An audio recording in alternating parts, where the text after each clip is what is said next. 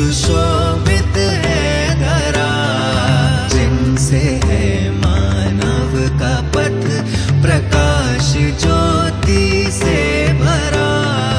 वंदना उनकी करे जिनसे सुशोभित है धरा, जिनसे है मानव का पथ प्रकाश ज्योति से भरा।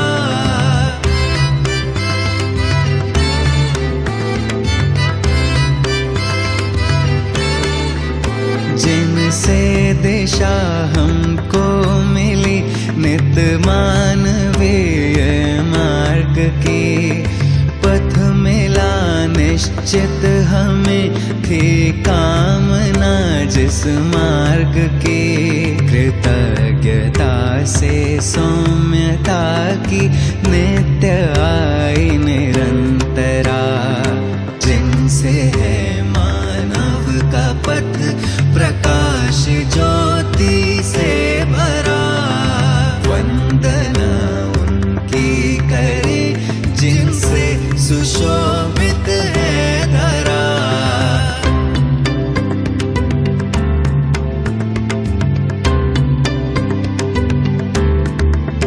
जिनका है चिंतन शुभ यही, कैसे हो मानव सुखमयी। प्रेरणा से जिनकी है मानव का जीवन सुखमयी। श्रद्धा समर्पित जिनसे आए मानवीय परंपरा, जिनसे है मानव का पथ प्रकाश ज्योति से भरा। वंदना उनकी करे जिनसे सुशोभित है धरा।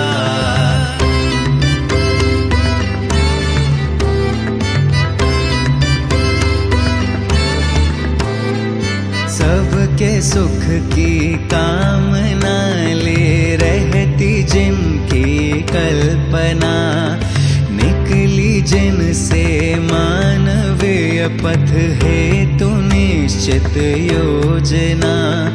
पूजता उन हेतु जिनसे है सुसज्जित वसुंधरा, जिनसे है मानव का पथ प्रकाश ज्योति से भरा। वंदना उनकी करे जिनसे सुशोभित है धरा।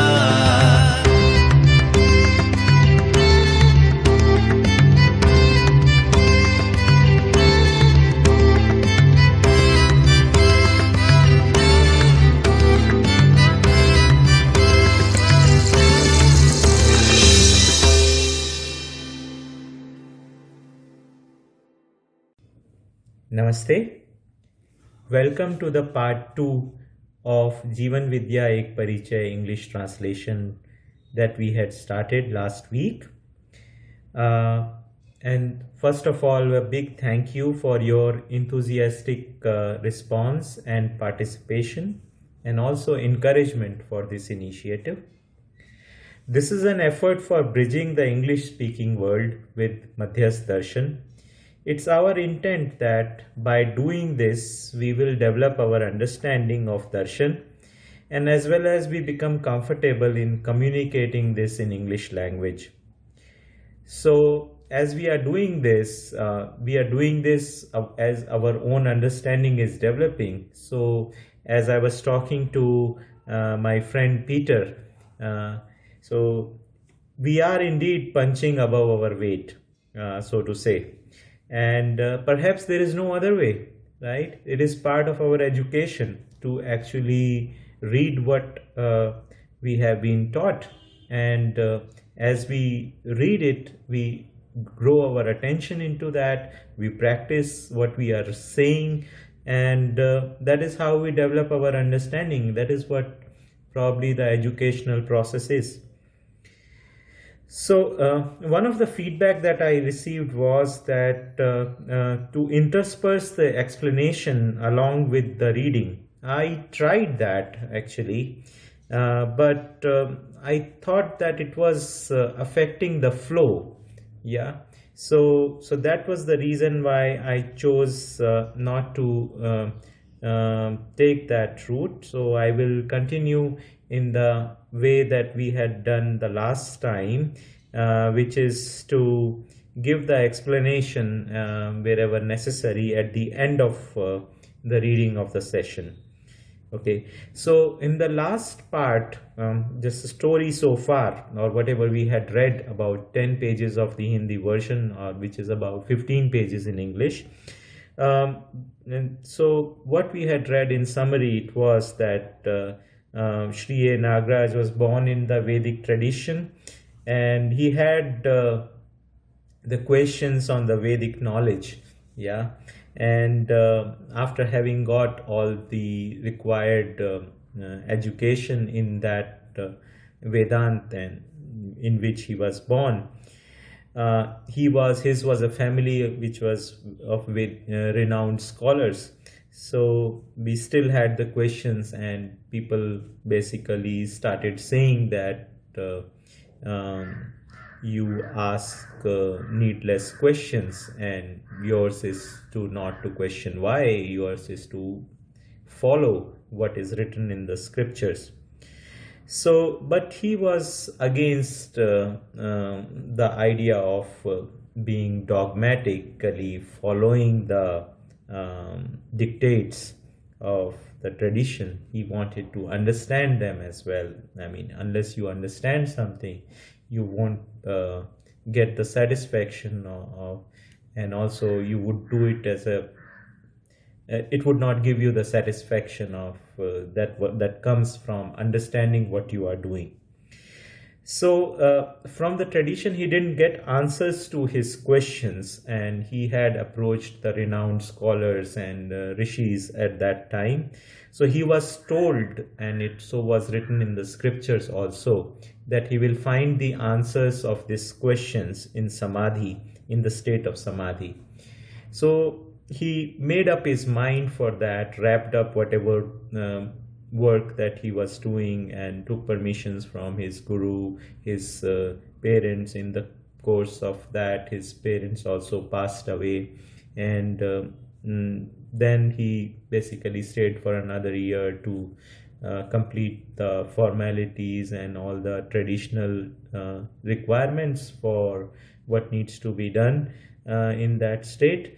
And after that, he came over to Amarkantak to perform his sadhana along with Mataji, which is his wife, and started the practices, the spiritual practices, as prescribed in the things, as he says, by Agam Tantrupasana method. So after 20 years of this practice of devotion and detachment, he stayed in the jungles of Amarkantak. He achieved the state of samadhi. So in this last part, we talked about that how he describes the state of samadhi in which there were no thoughts, and he did not have any sense of time, any sense of place, and he basically describes that state that I am, and that's all there was. There was no other sense that he had after that. But he did not find the answers to his questions that he had set out for, that how the absolute Brahma give rise to the world that is illusion, right? So it was not acceptable to him. In the positively framing the world, his question would be what is the purpose of this whole existence, and what is the purpose of human being? What is human being ought to do? So those were the questions which basically he really had, that he wanted to basically understand things. He wanted to remove the mysticism from this, to understand things and to see what its manifestation would be in the real living. So So as he says that he did not find answers in the state of samadhi, and thereafter he basically chose to perform the kriya of sanyam, which is basically a step after samadhi, which is to check whether one has achieved samadhi or not, to testify it. So in order to do that, he basically improvised on the method that is prescribed in the scriptures for it, and what he says is that he reversed the stages, samadhi, and made it to samadhi, dhyan, and then dharana, and thereby by keeping these states together, he basically performed the state of sanyam and the kriya of sanyam. And in this state, he says that the existence revealed itself, and he started saw the reality. Saw he means that he understood the reality as it is, and that is what he says that he described in the Madhyas Darshan. So in the last part, we see that Babaji has reached the state where he achieved the state of Sanyam, and he started seeing the reality, and he understood the reality. Now in this part 2 is going a step further, in which what this understanding did to him, okay, and how did he go about articulating it to the world, and why he did this articulation. So that is what the part 2 is about. So let us read what is there in the book. Okay, so welcome to the part 2 once again. Namaste. So we will begin from the place where we had last time, and maybe we will read one paragraph, last paragraph of the previous session. Jeevan remains in existence even after death, and it remains in existence during one's lifetime while controlling a body. A piece of charcoal remains in other forms even after it turns into ash. The scholars of physics and chemistry must have understood this concept. If not, they are bound to understand it in future. At the fundamental level, annihilation of any existential reality is impossible. On this basis alone, I say, if earth remains firm and if humans live on it with wisdom, it would lead to the universal and eternal well-being of all. Humane conduct is central to the manifestation of this vision.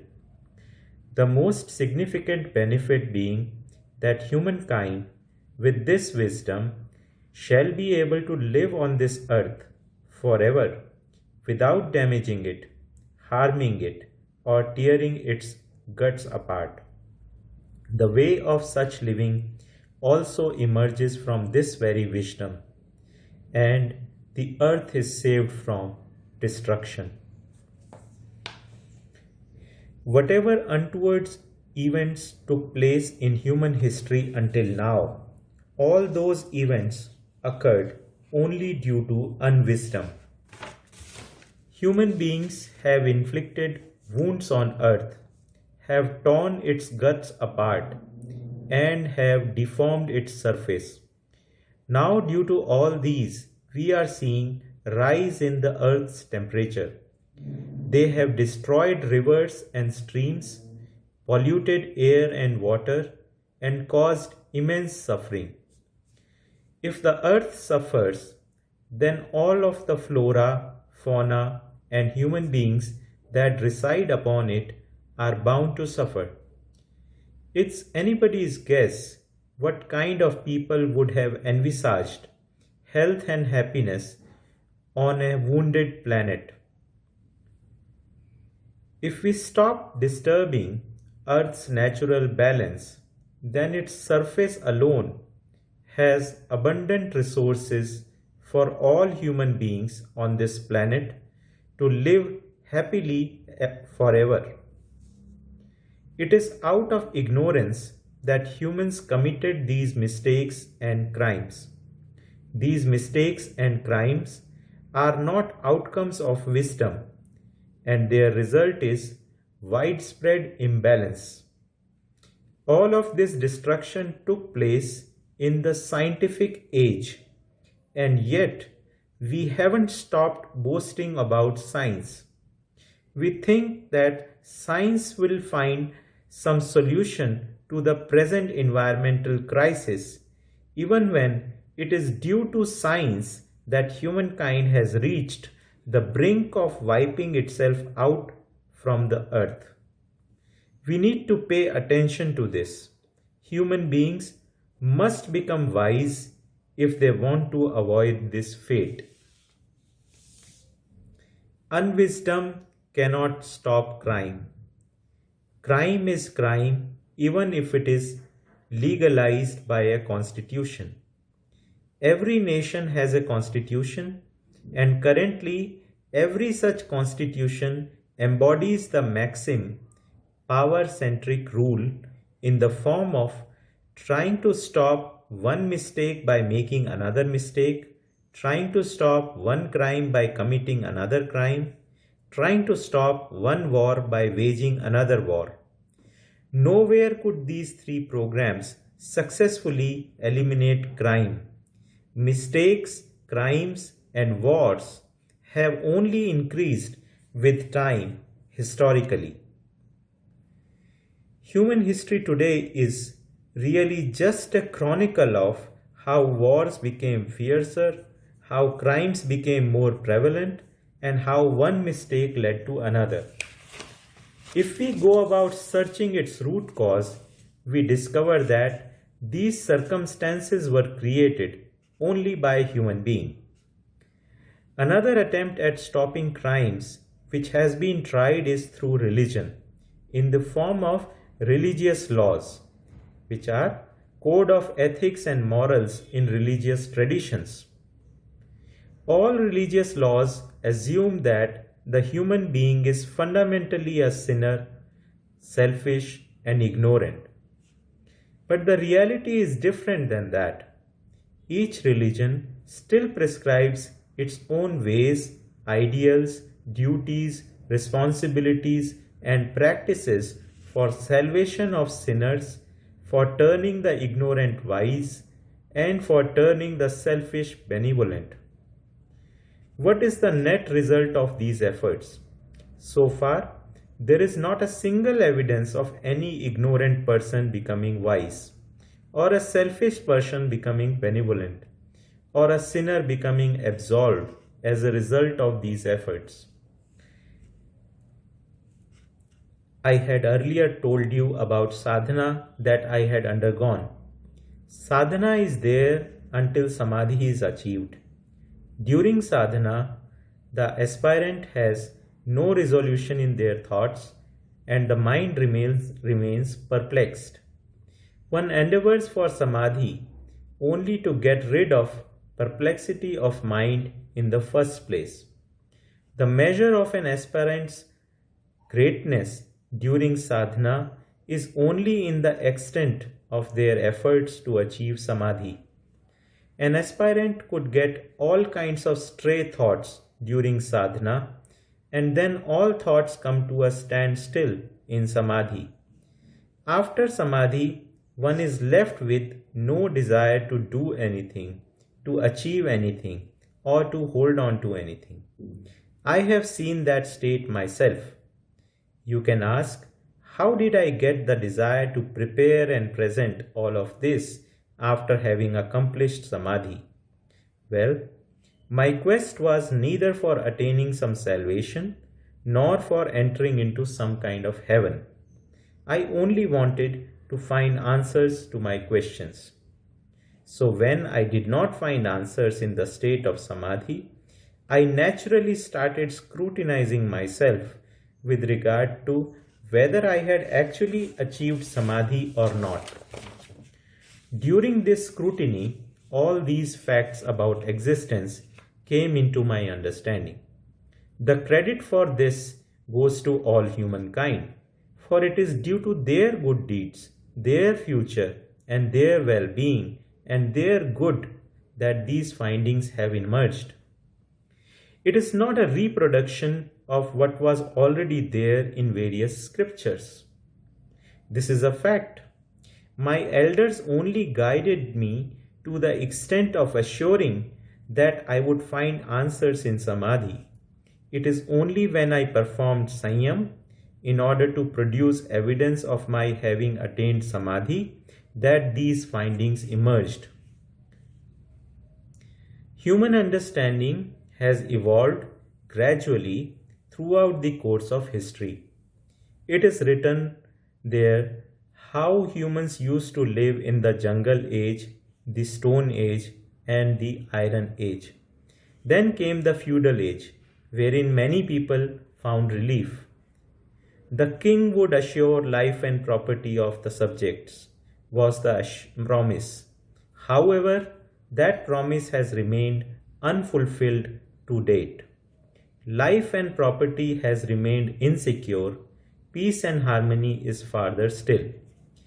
Every family, every community remains concerned about protection of their life and property and living with peace and harmony. Idealism was also a step forward in the evolution of human understanding. It gave some relief, but after some time, that also became inadequate, and rethinking of that approach also became imperative. Then science, as a new way of thinking, had a reason to emerge. It gained wide acceptance due to its quality of logical consistency. Earlier, there was no scope of logic in sermonism. The non-believers of idealism were labeled heretics and tortured in many ways. It is all there in history. Science got its wide acceptance because it accepted the challenge of logic. It then became popular by making those amenities available which were there in the idea of heaven. But even after enjoying those amenities, human being did not become fully satisfied, and people kept swinging between idealism and materialism, alternating between the pursuit of devotion detachment and pursuit of luxury possession. One turns to devotion detachment after becoming tired of chasing luxury possession, and when one gets cold feet from the pursuit of devotion detachment, then one joins back into the rat race of luxury possession. Both these extremes feel good in their own way, but the gap between feeling good and being good remains. Just because something feels good doesn't mean it is good. For example, drinking cold water feels good, but it is not a law that cold water is good. The same cold water which feels good to one could make another person catch a cough. Therefore, the matter of cold water feeling good or not feeling good cannot establish whether cold water is universally good or bad.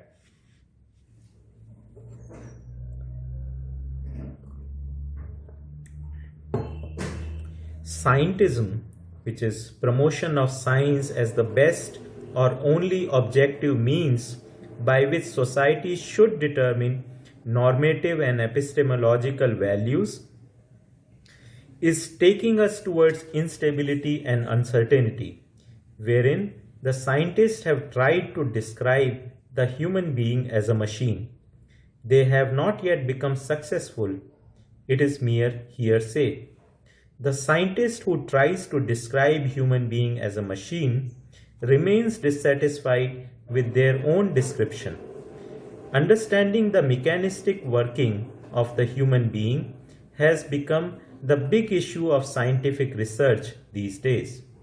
They think on this basis alone, speed can be brought about in human beings' behavior, thinking, and doing.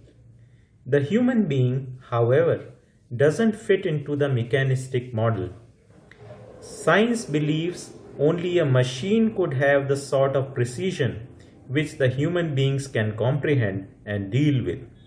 The idealists, on the other hand, advocated for sensitiveness, which is feelings and emotions in human being, but they have also proclaimed that human being cannot properly understand and deal with sensitiveness.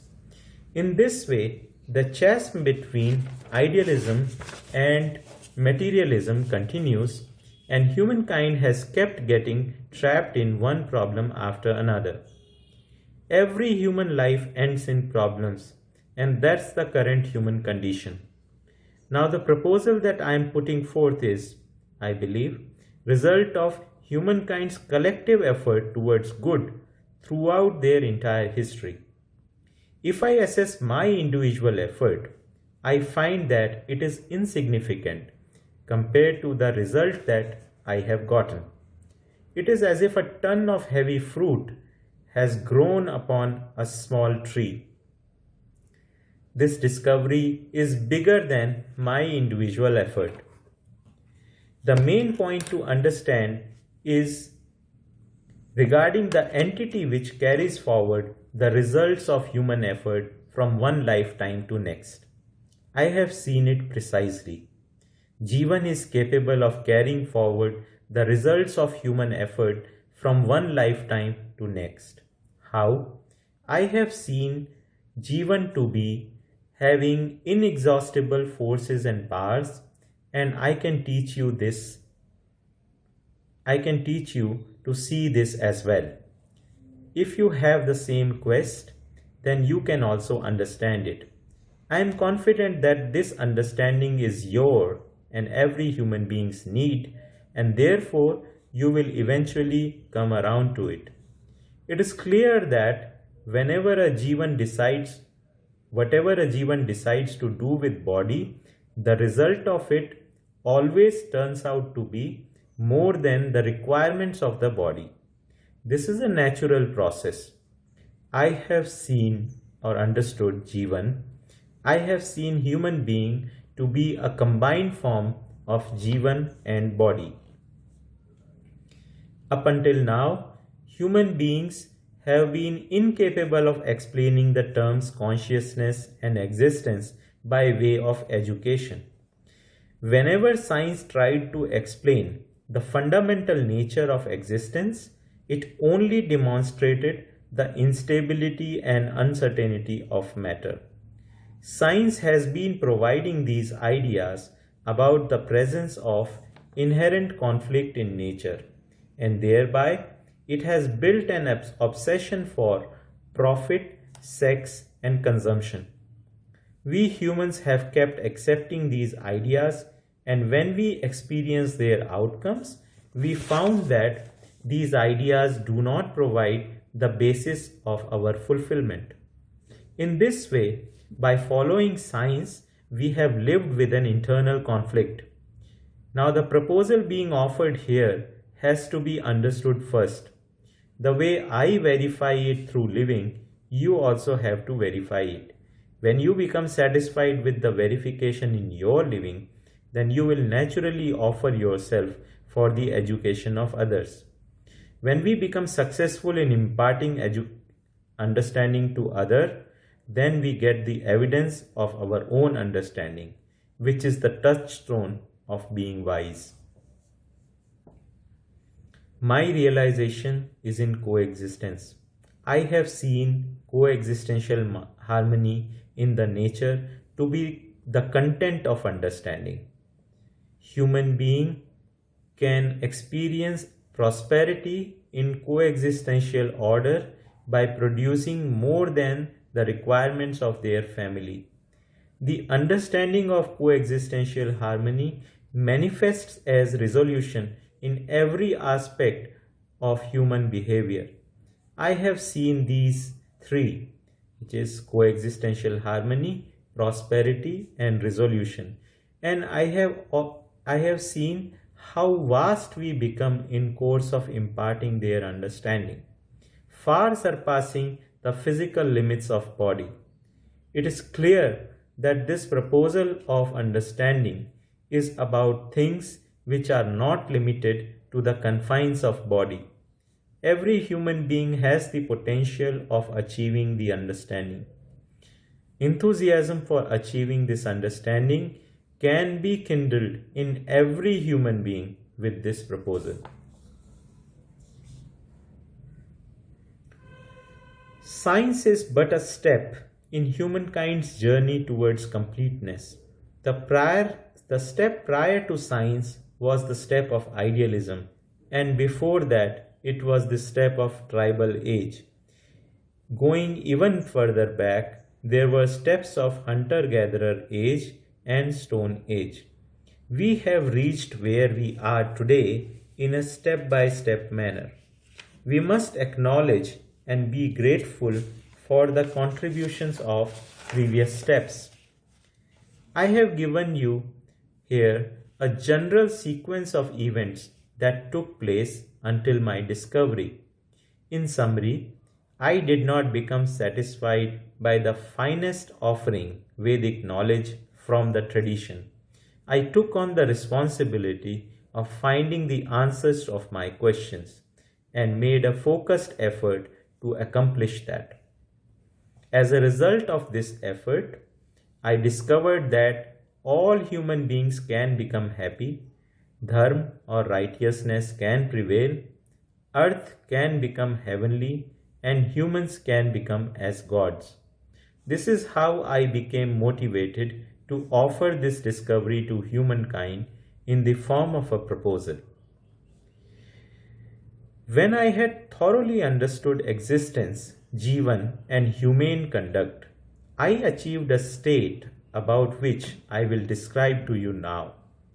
This realization of understanding resulted in the capability of self-confidence in me, and for that I didn't have to make any sort of effort. Thereafter, I started verifying this confidence in all aspects of my living. The second thing was that I became capable of respecting human excellence.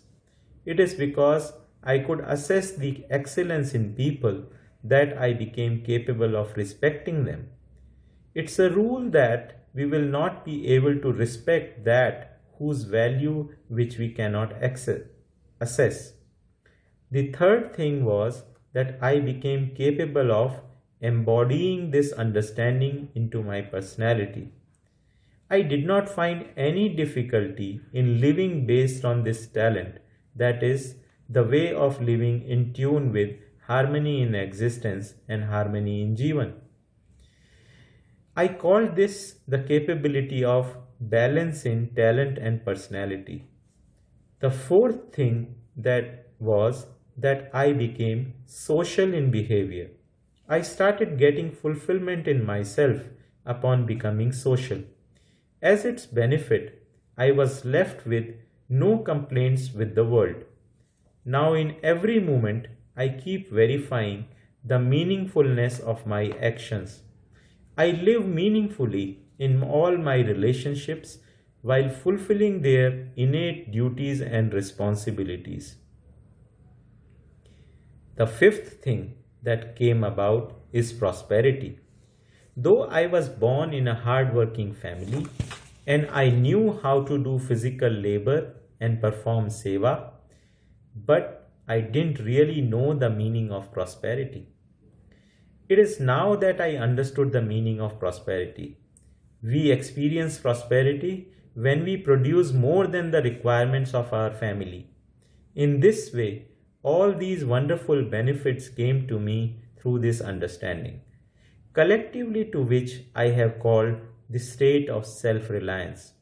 I became self-reliant, and you can also become self-reliant with this understanding. Once I became self-reliant, then in order to offer this understanding to the world, I started articulating it in literature form so that it could be taught and spoken. I titled this literature as Madhyasth Darshan Sah-Astitwavad.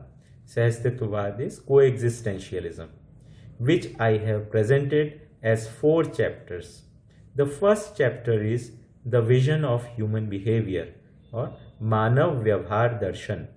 Second chapter, the vision of human actions, which is Manav Karma Darshan.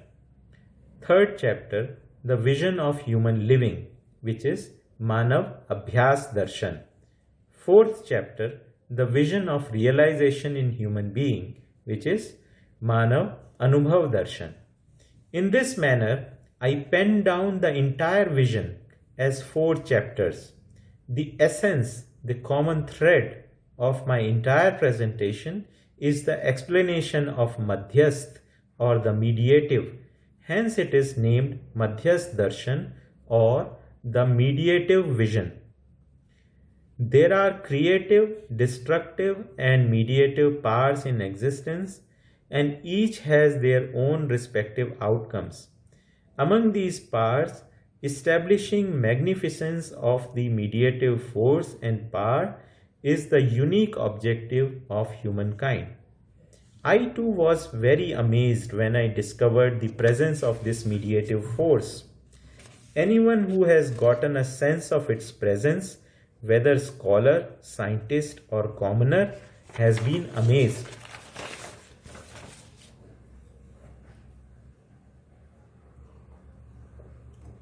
The scientists have recognized the creative and destructive forces in nature, but so far they have not been able to understand the mediative force and power and as purposiveness in nature. I think it is a huge blind spot, an error in the preceding scientific effort. There is a need now to rethink. Madhyas Darshan or the mediative vision explains these 4 things: mediative force, mediative power, mediative authority and mediative Jeevan. Next, I went about establishing the ideological position, coexistentialism. It came under 3 headings. The first of these is resolution-centric materialism, Samadhanatmak Bhautikvad. Its central theme is that all physical and chemical entities of nature exhibit harmony or orderly conduct in accordance with their essence. Also, these entities participate in the universal order of existence. Material or insentient nature, while being harmony in itself, is also complementary to the sentient nature or Jeevan. The prior theories expounded tension or struggle between opposing forces, while in reality, nature has no conflict, no revolt, no snatching or robbing. Instead, there is mutual complementariness, celebration of cohabitation, and continuous emergence. I have tried to explain it here, but one can only convey information through the written word, while understanding can only be imparted from person to person. Most importantly, the reasoning in coexistentialism has science aligned with wisdom and wisdom aligned with science. Wisdom is acceptance of purposiveness in existence. Therefore, in this presentation, we analyze something only after we have recognized and understood its purpose. We all know what happens if we keep analyzing something without understanding its purpose. That's the way science has worked thus far. It kept analyzing without recognizing and understanding inherent purpose of the various realities in nature. And it is all too well known the deadlock in which it has brought whole humankind. In summary, resolution-centered materialism proclaims that all physiochemical nature in existence is in harmony. that all existent units of nature are mutually complementary and interrelated for further emergence. This is a source of inspiration for human being as well to live in harmony. The second ideological position of coexistentialism is behavior-centered public discourse or Vyavharatmak Janvad.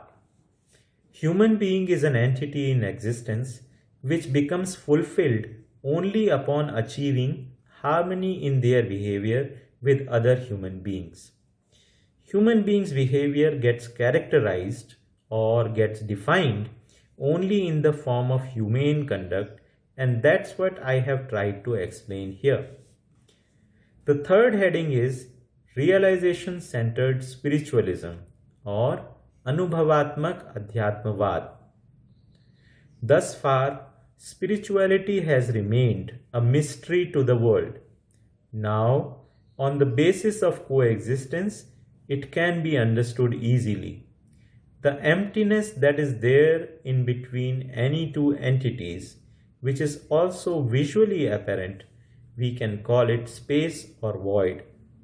That same emptiness that is there between you and I is also there between this earth and other planets, between one solar system and another, or between one galaxy and other galaxy.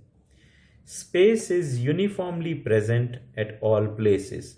Therefore, we know that this reality is pervasive. All entities or units are submerged, surrounded, and imbued in this space. It is space only that comes into human cognizance. It is space only that first comes into human cognizance. Only after recognizing space can human being become aware of their own presence. If space were not there between you and I, it wouldn't have been possible for me to know your presence. Therefore, the presence of every reality gets known only in the space. I have tried to explain it here. How can a human being understand oneself without understanding the existential situation of which they are a part? Human beings' realization that all units are present only in the context of coexistence with space entails their also seeing the way in which they could realize the harmony of coexistential order. If a human being overlooks that, then their actions will surely result in nothing apart from problems and suffering. All of the conflict, revolt, exploitation, and war in human history up until the present day, all of this contradict the coexistentialism. It is surprising how the human race expected anything good to result from such acts. Human expectation for good has remained unfulfilled, and we have kept reaping the fruit of whatever seeds we had sown, sometimes feeling good about it and sometimes feeling bad also. For example, if someone from our side killed someone from enemy's side, then we feel good. This sentiment is there at the level of the nation as well. Now what should be done? Where can we take refuge? None of the nation states, religions, and education systems are explaining to human beings their purpose, nor are they giving any direction for realizing any such purpose. Now, where is one to go? What is one to do? These are the difficulties. I too had these difficulties until I awakened to the natural order in existence. After awakening in this way, I determined that I should take this discovery to the whole of humankind. I then documented the thesis or disciplines, which is called Shastras, that describe how this understanding of coexistence shall manifest itself in the art of living throughout the various walks of life. The economic theories that are available thus far are all obsessed with profit. It is very clear that human happiness is impossible via the implementation of these ideas. The way to happiness of all human beings is only via the discipline of cyclical economics or Avartanshil Arthashastra.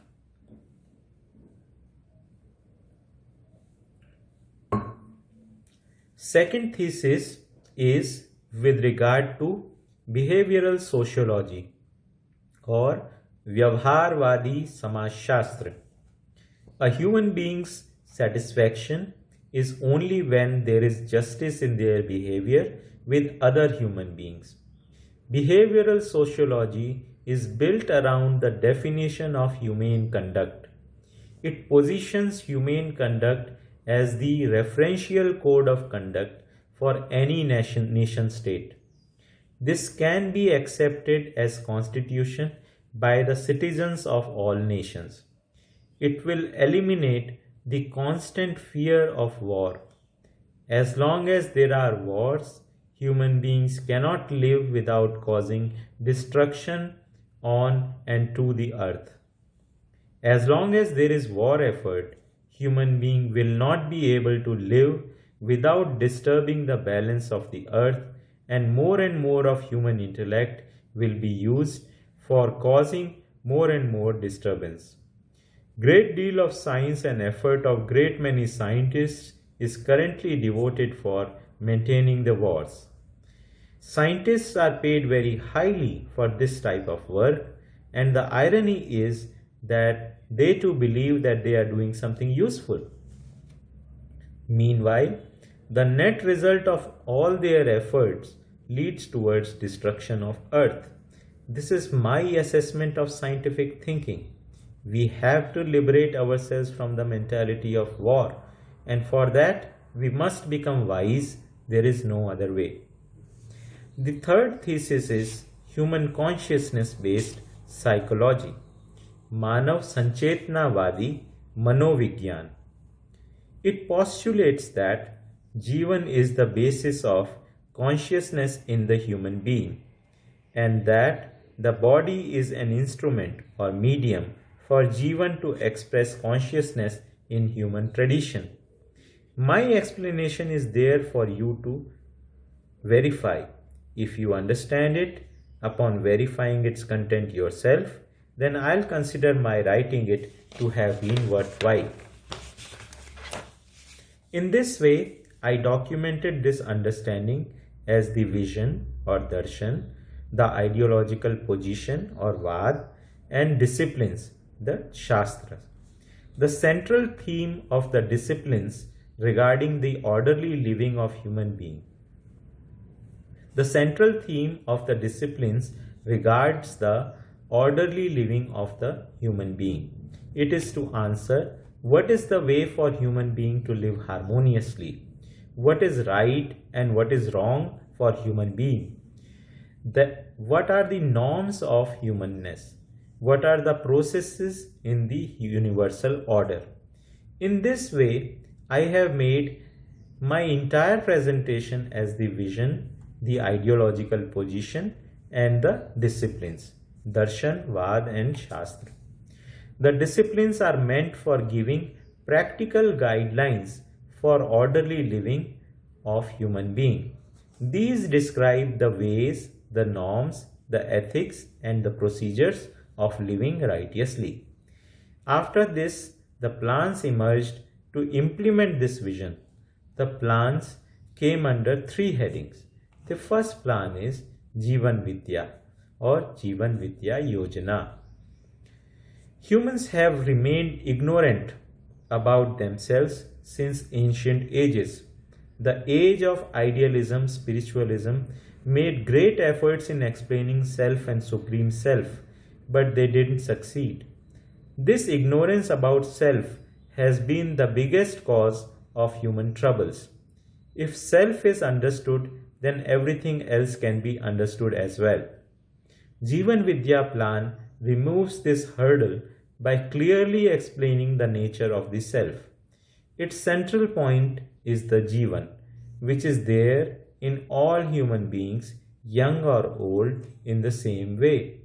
The basis of equality in human beings is the Jeevan itself. No two human bodies can be same, but the Jeevan is there in the same way in all human beings. Each and every Jeevan's forces and powers are the same, and the aim of each Jeevan is also the same. Jeevan wants to become awakened, and awakening is its aim. Each and every human being wants resolution and justice. All of you can verify this. There is no particular part of your body that wants to experience relational justice. In the same way, no particular part of body wants prosperity. Even while every human being naturally wants justice, resolution, and prosperity. Therefore, the conclusion emerges that the justice, resolution, prosperity, and truth are wants of Jeevan, because human being is a combined form of Jeevan and body. It is imperative, therefore, for humans to understand the Jeevan and its activities.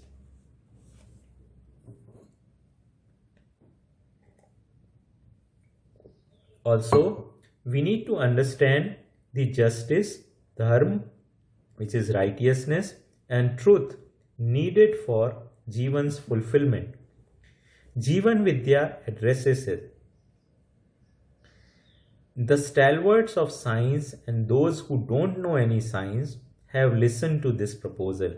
Some of these people have understood it, and they have started working to help others understand, and they have become successful in doing that. It is then that I became confident that what I understood is relevant, that everyone can understand it, and once one has understood it, they can help others understand.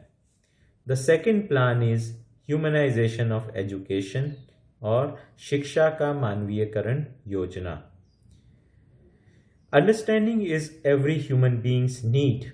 Therefore, let us incorporate everything that has to do with understanding into education.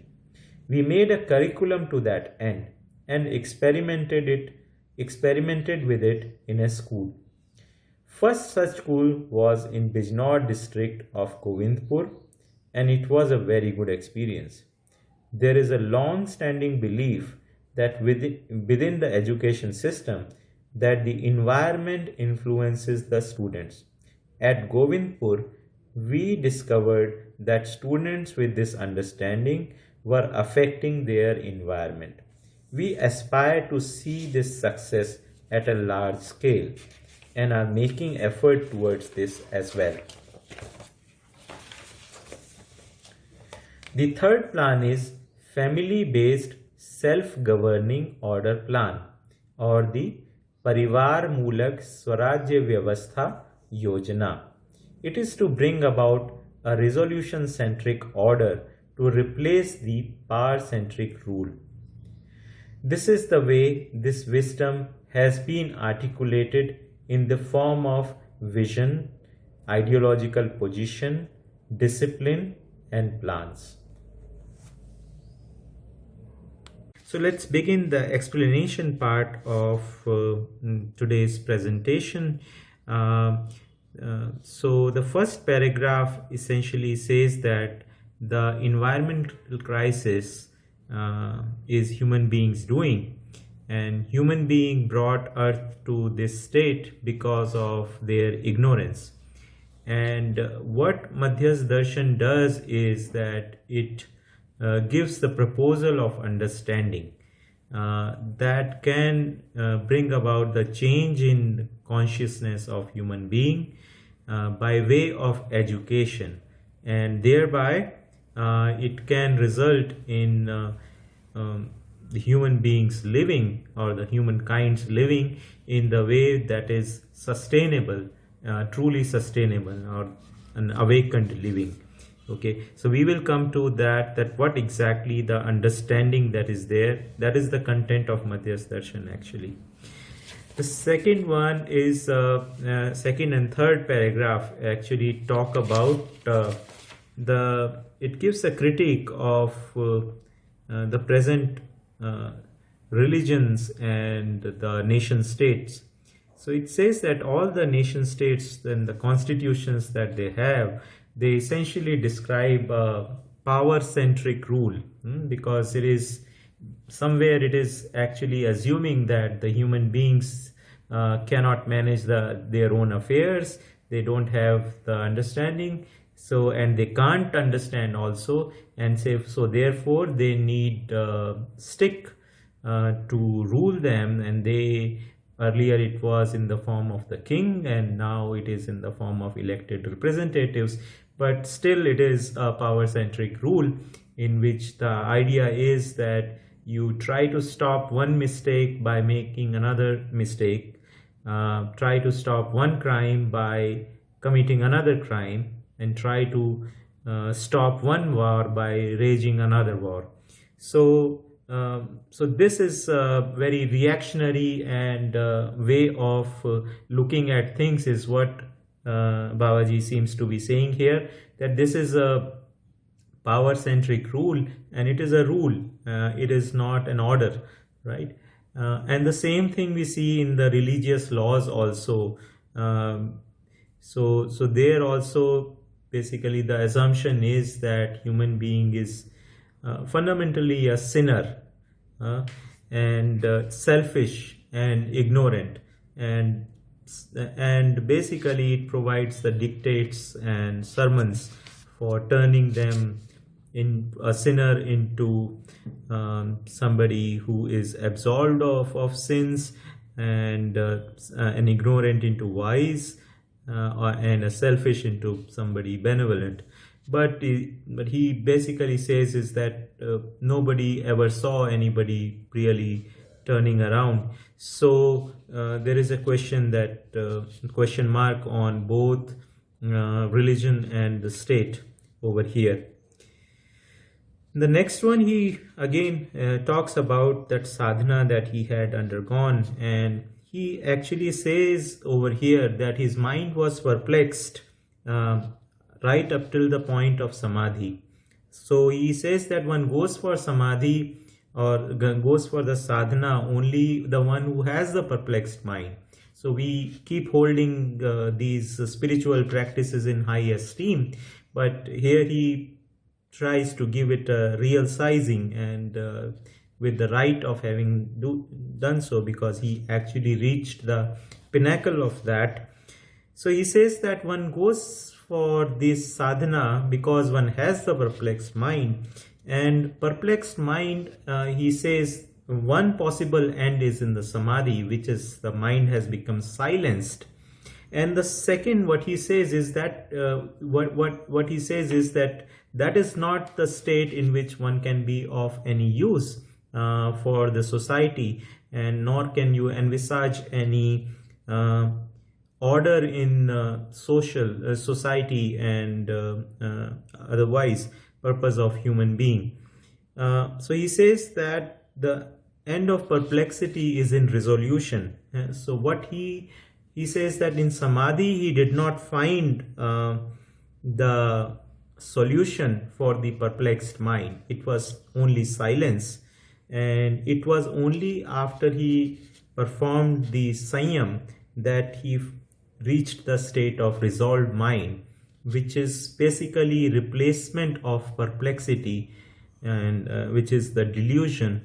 From delusion it is moving to resolution. So that is the thing that is being said over there. In the next paragraph, he positions Madhyas Darshan as the next step in human history, right? So he says that it is the humankind has developed and has undergone various thought processes and the ages. So in the human history, one has lived through jungle age, stone age, iron age, feudal age, and then is coming the information age of industrial age, then information age. And he says that now it needs to enter into the next stage, that is the resolution age. Okay, so that is the thing that he is actually positioning himself, and his positioning is as an alternative to what has been done by human history in the human history so far, and his positioning as the next step of it. He also talks in this paragraph about that there are two templates of living, so to say. Okay, one template is of luxury and position, which he calls suvidha sangrah, and which is by pursuing materialism. So one actually pursue when one has the at the level of thought materialism, then the template of living is luxury and possession. And when one's thought process is idealism or spiritualism, then the template of living is devotion and renunciation. Okay, so in both these templates of living, he says that it is never possible to one to reach a state of resolution. So he basically is giving another template, okay, from his alternative thought of coexistentialism, which is, he talks about resolution and prosperity. More about that is going to come in the future chapters and things. Okay, here again one more construct. He basically is saying that feeling good is not the same as being good. Okay.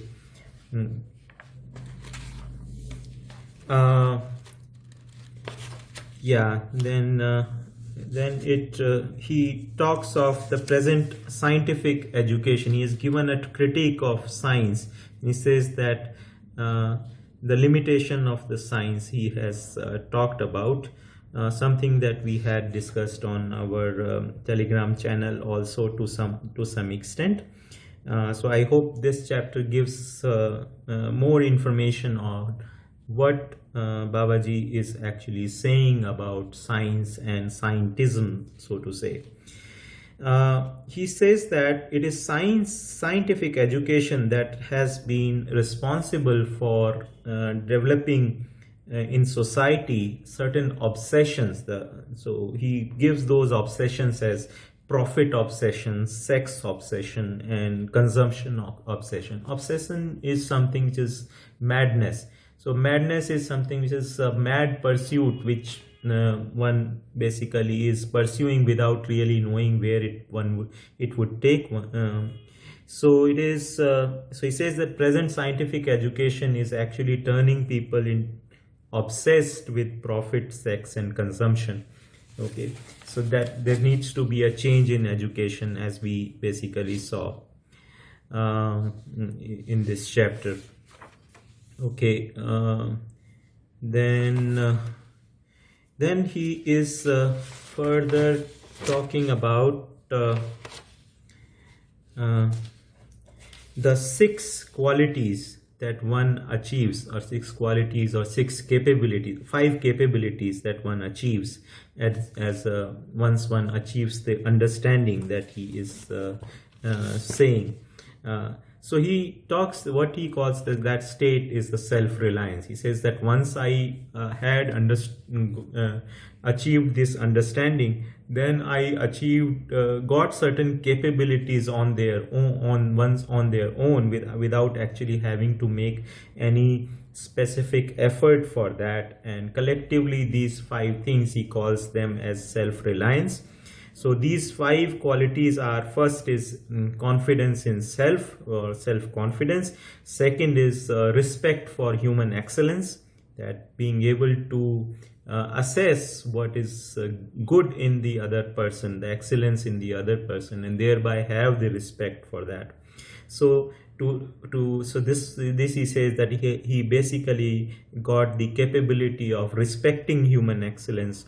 And then the balance in talent and personality is another quality that he got, that he basically became able to embody the understanding that he had in his day-to-day living. So he did not have the difficulty in embodying the knowledge that he had. So it was not that the knowledge became too heavy for one to incorporate in one's personality. He says that this knowledge is something that can be incorporated in human living. It's not something arcane or something mysterious. It is something that can be incorporated in living.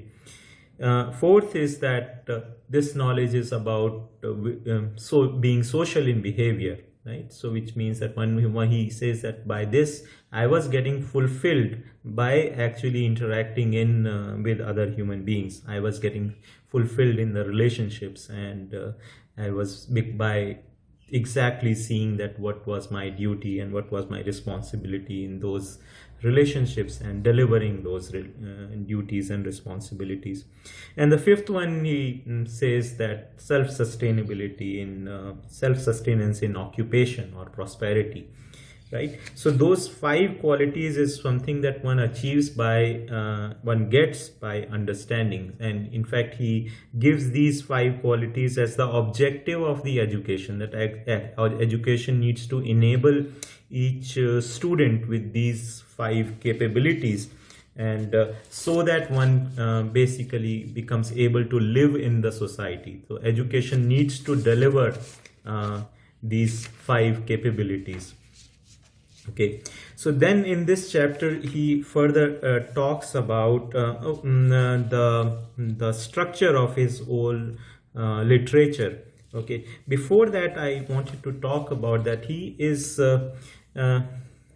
we keep hearing that he talks about the word understanding. Okay, that one human being lacks understanding, human needs to get the understanding. So understanding or samajh, that what he is talking about, he is actually positioning that what is the content of this understanding. So he actually puts this understanding at 3 levels, which he calls as Gyan, Vivek and Vigyan, or in English we would say as knowledge, wisdom and science. So knowledge is, these are the 3 levels of understanding. Knowledge is the existential understanding. It is the understanding that this reality is there in existence. Like matter is there in existence, space is there in existence. So that is the knowledge aspect of it, in which the realization happens. And then the wisdom is the relational understanding. It is the understanding of how the existent realities interact with each other. What is their interrelationship? How are they? What is their order? Okay, what are their how are they complementary and useful for each other? So this is something which is the content of relational understanding, which is also called wisdom or vivek. And finally, the third level of understanding is the science, which is the functional understanding or the structural and functional understanding, the aspect about the structure and the quality of things. So science comes more in terms of the evident form of knowledge. So he says that the science is only touching the surface of the understanding, while there are actually 2 further levels of understanding which need to be there. One is the relational understanding, which is wisdom, and then the existential understanding, which is knowledge. Okay, so then he further talks about how he has organized his literature, because he says that how do I impart what I have realized to others. So he basically went about documenting his understanding or articulating his understanding. So he has actually structured his understanding at in literature form and in the 3 levels. Okay, the first is called the vision, okay, or darshan, and the second is called the vad or the ideological position, and the third is called the discipline or the shastra.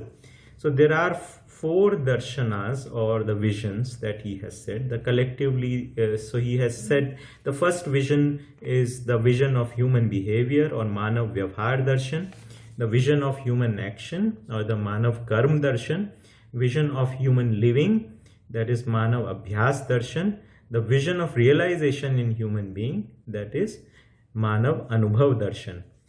After that, it is the ideological position that he has done in 3 dimensions.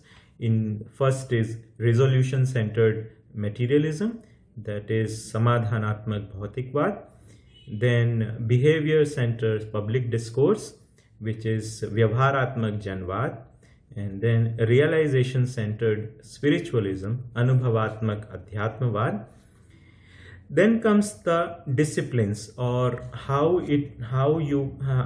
this understanding would come about would manifest into day-to-day living. Okay, so that is what is called as discipline. So those are 3 disciplines are written. First is behavioral sociology. Second thesis is called cyclical economics. Behavioral sociology is Vyavharvadi Samaj Shastra. Cyclical economics is Avartanshil Arthashastra. And then human consciousness based psychology, or Manav Sanchetnavadi Manovigyan. Okay, then he basically says, okay, now I have the literature form, then there needs to be a plan for actually making it common, or taking it to the people. So what he called as a Lokvyapikaran Karyakram. So those plans he also made, and those plans are also 3. First plan is the Jeevan Vidya plan, or Jeevan Vidya Yojana. Second is Shiksha Ka Manviyakaran Karyakram Yojana, which is humanization of education plan. And the third is Parivar Mulak Swarajya Vyavastha Yojana, which is family based self-organizing order plan. So this together basically gives the structure, and in this chapter he has talked about an overview of each of these books, and our hope is that we will in due course be able to translate all his literature into English, and be able to share that over here, or as we go along. So with this we come to an end of part 2 of Jeevan Vidya Ek Parichay translation. As I had talked about, that this is going to be a collaborative program, and though I have made a draft translation of Jeevan Vidya Ek Parichay, but I thought that it would be good if more of us basically speak on this platform. So we now have a few people who have come forward for actually speaking, and more will be joining. So next week Ajay Jain Bhaiya from Surat is going to be speaking the next 10 pages or so. So the next 2 sessions will be by Ajay Jain Bhaiya from Surat. So I really enjoyed, and it has been a learning experience for me to do this exercise, and I hope you've also found this useful. Please do share your feedback and any questions that you might have on the Telegram channel. I would be eagerly looking forward to them. Thank you very much. Namaste.